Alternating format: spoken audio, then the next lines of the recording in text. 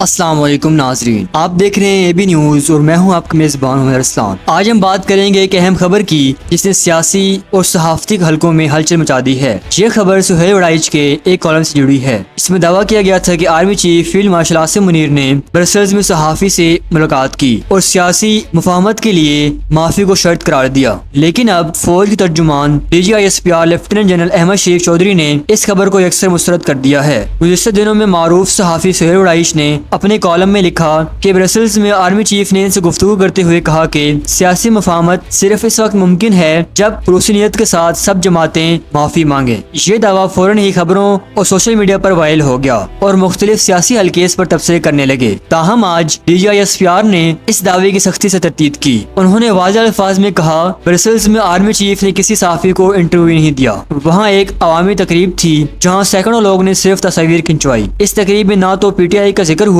और न ही किसी माफी की बात हुई। तर्जुमान के मुताबिक सुहेल वड़ाइच ने यह खबर जाती तशहीर और मफाद के लिए घड़ी और ये एक गैर जिम्मेदाराना अमल है। DGISPR का कहना था कि कोई भी शख्स अगर गैर कानूनी हरकत करे तो उसे कानून के कटहरे में आना होगा। उनका कहना था कि अफसोस की बात है कि एक सीनियर सहाफी ने भी गैर जिम्मेदारी का मुजाहिरा किया। फौज एक जिम्मेदार इदारा है और इस तरह की अफवाहें फैलाना कौमी सतह पर नुकसानदेह है। लेफ्टिनेंट जनरल अहमद शरीफ ने अपने खिताब में 9 मई के वाकयात को भी याद किया। उन्होंने कहा, 9 मई सिर्फ फौज का नहीं बल्कि पूरी कौम का केस है। जो भी इस वाक़े के जिम्मेदार हैं, इनके सहूलतकार या मसूबे साज सबको कानून के कटहरे में आना होगा।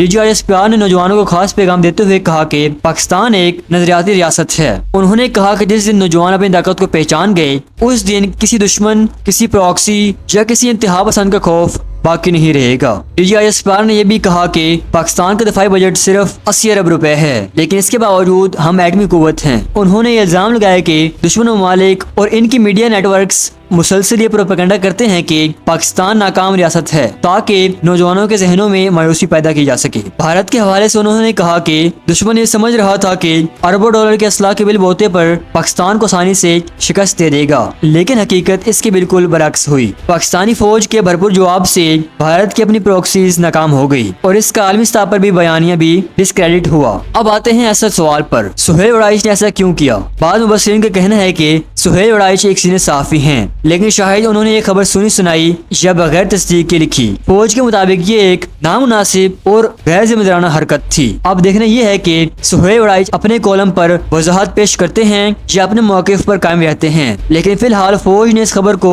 झूठा करार देकर मामले को बंद करने की कोशिश की है। नाज़रीन, ये थी आज की तफसीली रिपोर्ट जिसमें हमने आपको बताया कि सुहेल वड़ाइच के कॉलम के बाद पैदा होने वाली बहस की हकीकत क्या है और DGISPR ने इस पर किस तरह रद्द-ए-अमल दिया। आपका क्या ख्याल है? सुहेल वड़ाइच ने यह खबर क्यों लिखी? क्या वाकई ये सहाफ़ती गलती थी या फिर इसके पीछे कोई और मकसद? अपनी राय कमेंट्स में जरूर दीजिए।